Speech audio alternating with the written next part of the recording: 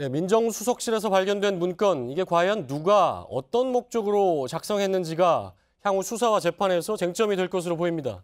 자, 지금부터는 박근혜 정부 청와대 민정수석실에서 공직기강 비서관을 지낸 민주당의 조응천 의원과 함께 문건의 성격을 자세히 짚어보겠습니다. 조응천 의원이 지금 스튜디오에 나와 있습니다. 자, 조응천 의원님, 안녕하십니까? 안녕하세요. 예. 자, 문건의 파장 이미 상당히 큰 것으로 나타나고 있는데요. 문제의 이 문건을 누가 작성했느냐, 그 부분도 이게 굉장히 중요한 포인트 같은데 어떻게 보십니까? 어저께 박수현 대변인이 예.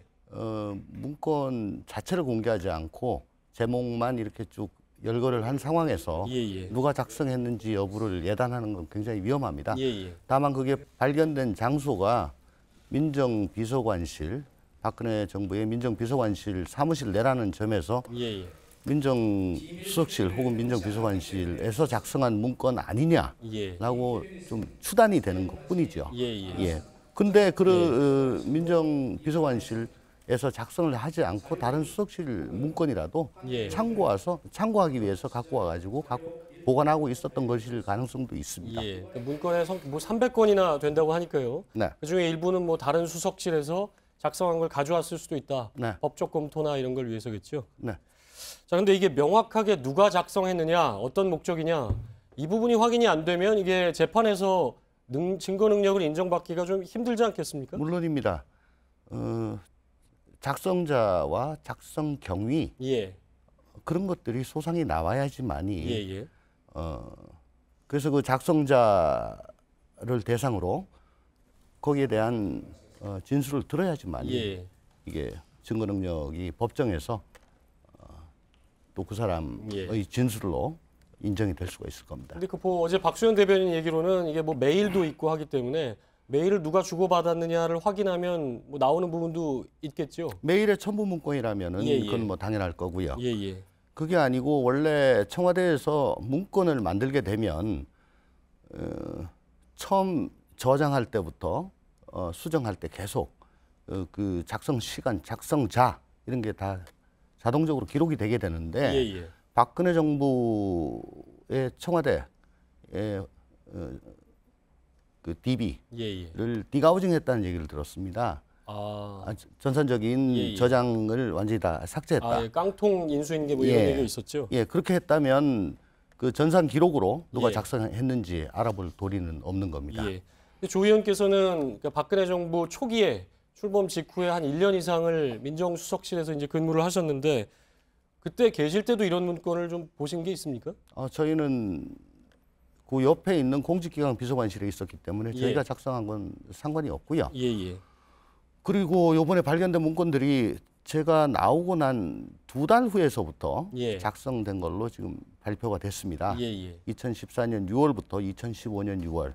적어도 제가 있을 때까지는 이런 얘기는 없었던 것 같습니다. 그러니까 2014년 5월 이후에 작성된 문건이다. 6월이라고 어저께 발표를 한 걸로. 민정수석실 문건은 그렇고 예컨대 삼성 관련 문건이라든가 이런 부분은 그 전에 만들어진 자필 메모라든가 그런 것들도 있다라고 얘기가 나왔는데요. 근데 민정수석실 문건이라는 게 뭐 아예 외부 공개는 안 되는 거 아닙니까? 그렇습니다. 그렇기 때문에 이제 굉장히 생소한데 이런 문건은 왜 만드는 겁니까? 민정비서관실이 원래 이명박 정부에는 민정 1, 민정 2로 나눠져 있었습니다. 민정 1은 민심팀, 민정 2는 사정 비서관실. 근데 박근혜 정부 들어오면서 민정 1, 2가 합쳐져서 민정으로 그냥 돼버렸어요. 이건 아마 민심팀 쪽에서 만든 거 아닌가. 그런 민심팀이라면 어떤 일을 주로 하는 거죠? 민정의 고유적 업무가 민심을 수렴해서 국정에 반영하도록 할 수 있는 그 자료를 드린 겁니다. 그렇기 때문에 세간의 이슈에 대한 국민들의 여론 같은 거를 과감없이 수집해서 대통령께 전달을 해드린 그런 의무가 있지요. 그래서 핫 이슈에 대해서는 국민들께서 어떻게 생각을 하시는지 또 사회 저명 인사들의 어드바이스를 듣기도 하고 그렇게 보고서를 쓰기도 하는데 그건 자발적으로 저 하급자가 저 밑에 행정관이 작성을 해서 상급자한테 보고를 하는 시스템이고 또 하나는 저 상급자가 예. 이런 거 좀 검토해봐, 만들어봐, 예. 라고 지시를 할 수가 있죠. 예, 예. 상급자라면 비서관이나 수석, 뭐 비서관이나 수석 혹은 예. 실장, 예. 뭐 그렇습니다. 예. 그 어떤 경우인지는 문서를 봐야지 봐야 알 수 있다. 근데 야당에서는 이게 왜 이렇게 늦게 발견이 됐냐? 정부 청와대가 그 5월에 이제 문재인 대통령이 청와대로 들어갔고 민정수석실 업무가 시작이 됐는데 왜 이렇게 늦게 들어갔냐? 뭐 이런 얘기를 하고 있는데요. 민정수석실 구조를 잘 아시니까 이게 왜 여기에서 이렇게 2달이 넘어서 발견이 됐냐?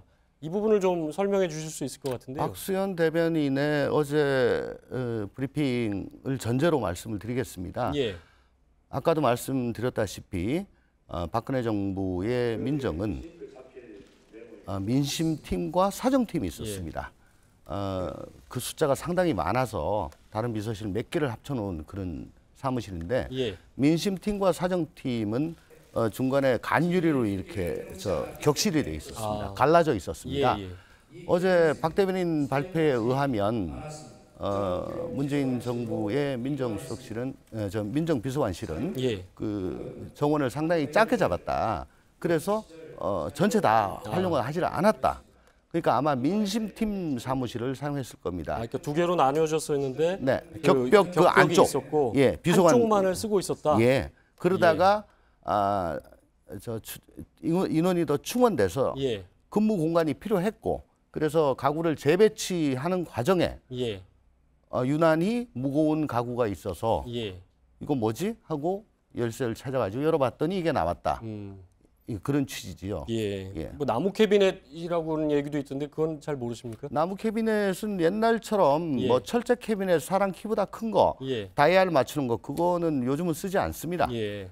쓰지 않고 한 가슴 높이쯤 되는 그 합판으로 된 캐비넷을 다 씁니다. 예. 네. 자, 어제는 삼성 관련 내용이 이제 꽤 비중 있게 공개를 했는데, 자, 이 부분 이게 구체적으로 이런 지시를 할 수 있는 사람 누구라고 봐야 될까요? 거기에 대한 문건 내용으로 볼 때. 어쨌든 그 행정관이 예. 가장 말단 행정관이 삼성의 입장에 서 가지고 먼저 그런 보고서를 만들어 가지고 올려야 되겠다라고 생각하지는 않았겠지요. 예. 그러면 이건 상급자가 지시를 한 것인데요. 예, 예. 근데 아마 이 뭐 추측입니다. 예. 그리고 문서를 보지 않은 상태에서 말씀드린 게 상당히 조심스럽긴 합니다만은 이게 민정에서 발견이 됐고 민정에서 작성을 한 거라면 예. 이게 민정소관 업무는 아니잖아요. 그렇습니다. 그러면 민정수석보다 더 상급자가 민정 쪽에 너희들도 이걸 검토해봐라라고 지시한 걸로 추정할 수밖에 없습니다. 그렇군요. 다만 아까 말씀드렸다시피 다른 수석실에서 작성한 거를 참고하기 위해 가지고 보관한 그런 가능성은 열어둬야 됩니다. 근데 청와대 구조를 잘 모르는 분들도 많기 때문에 네. 민정수석보다 상급자라면 실장입니다. 실장. 비서실장. 대통령이 직접 지시하는 경우도 있습니까? 뭐 있을 수도 있겠지만 예. 제 근무 경험으로는 없었습니다. 예. 대개 실장이 수석에게 지시를 한다. 네. 이렇게 볼 수 있고요. 마지막으로 하나만 여쭤보겠는데요. 이 박근혜 전 대통령 선고가 이제 10월 정도로 예상이 된다. 이런 얘기가 지금 나오고 있는데요. 만약에 이 문건이 검찰로 가서 다시 수사를 해서 기소를 한다. 그래서 1심 결과에 영향을 미칠 수 있다. 어떻게 보십니까? 우선 이 문건을 증거로 쓰기 위해서는 아까도 말씀드렸다시피 작성자를 찾아서 왜 이런 내용을 작성을 했냐, 누구의 지시냐, 예. 이건 어떤 목적으로 작성을 했냐, 수사가 필요한 거군요. 예. 그렇죠. 소상하게 나와야 되죠.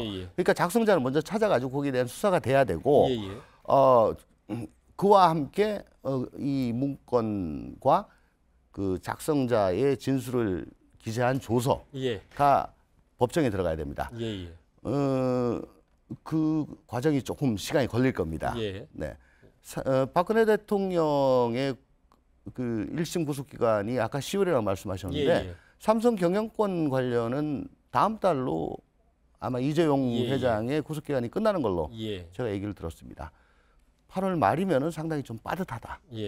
그렇게 생각이 됩니다. 1심에서 영향을 미치기는 좀 어려울 수도 있다. 그렇지만 검찰이 굉장히 이 부분에 대해서는 특히 윤석열 검사장이니까 수사를 제대로 못 해가지고 1심 판결에 반영이 되지 않았다. 이거는 조금 용납이 되지 않을 겁니다. 예, 알겠습니다.